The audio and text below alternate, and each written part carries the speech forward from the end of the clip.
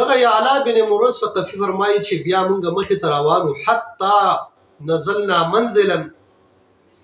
چې موږ مخې ته یو ځای ته ورسېدو فنام النبي صلی الله علیه وسلم نبی علیہ الصلوۃ والسلام اوده شو او یعلا بن مرث ثقفي یخ ناسته دغه یعلا بن مرث ثقفي فرمایي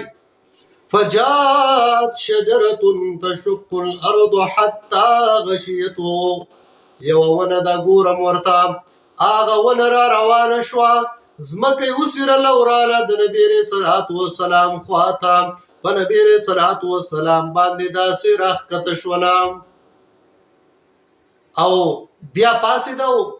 په خپل ځای ته واپس لاړه په خپل ځای باندې ودرېده فلما استيقظ رسول الله صلی الله علیه وسلم وی چې کله رسول الله مبارک راویښ شو نو ذکرت له ما د نبی رسول الله والسلام ته دغه واقع ذکر کړو تپوس مې ته وکړو چې د دې څه مطلب دی د دې څه دا څه ماجرا و څه واقعیا و چې ونه د هغه ځای نه وړکې درانه په تاسو باندې ښکته شوه او بیا واپس لاړه او په خپل ځای باندې ودرېده ګوره په کار خو همداسې وه چې نبی رسول الله والسلام ته تپوس کړی وی چې ای زما صحابي تا ته خو پته ده چې زه اوده ومه او ته یخ ناست وې نو ته راته ټوله واقعه وکړه چې دا ونه د هغه ځای نه څنګه راغله او دلته کې څه کار وکړو بیا څنګه لاړه خو لیکن د حضور مبارک د قوت باصره نه د حضور مبارک د علم نه قربان چې نبی علیہ الصلوۃ والسلام وته داسې نه فرمایي چې زه اوده وم ما ته پته نشته دی بلکې رسول الله مبارک په حدیث کې راځي بخاری شریف حدیث چې تنام عیناي ولا ينام قلبي تاسو ته به زما د سر د سترګې په وضو باندې ښکاری چې دا بوده کیږي خو زما د زړه سترګې همیشه د پاره بیداری او د صحابیم د عقیده ده چې زمون په دې یخو سترګو په دې کې دومره طاقت د لیدلو نشته دی څومره طاقت چې د رسول الله مبارک په دغه وضو سترګو کې نبی رسول الله والسلام له جواب ورکړي شجره دا یو ونوا استاذنت ربها فی ان تسلم علی رسول الله دغه ونی د الله جل جلاله اجازه وغوښتو چې رسول الله مبارک به خاطر راغلی دی ما له اجازه راکا چې زلاړ شمو پر رسول الله مبارک باندې سلام عرض کما والله جل جلاله دغه ونی له اجازه ورکو هغه ونراله ما ترخ کته شو په ما باندې سلام وی ثم رجعت الى مكانها بیا لاړ په خپل ځای باندې ودرېدله نو قربان د نبی علیہ الصلوۃ والسلام د کمالاتونه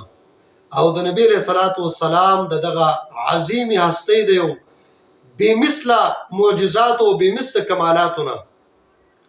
بیا دغه صحابي فرمایي یعلا بن مرث ثقفي چې مخې ته روانو دغه یو حدیث مبارک دی مخې ته روانو فمررنا بماء فاتته امراه بابن لها به جنه مخې ته د اوبو یو چینه ده یو خزه د داغې سره یو ماشوم دی او پاغه باندې لیونتوب دی پیریان دی پی فاخذ النبي صلى الله عليه وسلم بمنخره ثم قال اخرج فاني محمد رسول الله صلى الله عليه وسلم نبی علیہ الصلوۃ والسلام هغه ماشوم په سر باندې لاس راخ کړو او نبی علیہ الصلوۃ والسلام دا خبر وکړه چې اخرج فاني محمد رسول الله اوزا الی وانتوبه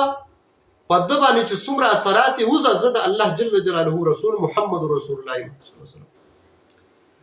صحابي فرمایي چې مونږ په واپسې کې چې کله رالو هغه زیتا فسالها عن الصبي دا ماشوم په باره کې تپوس وکړه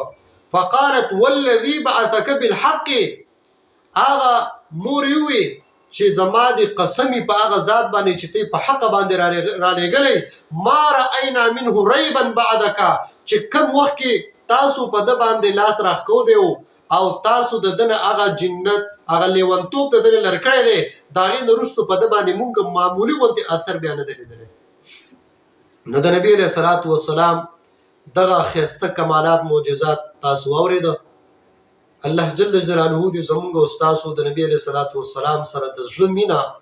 نصیب کی او د نبی علیہ الصلوۃ والسلام کامل اتباع زموږ استاد نصیب کی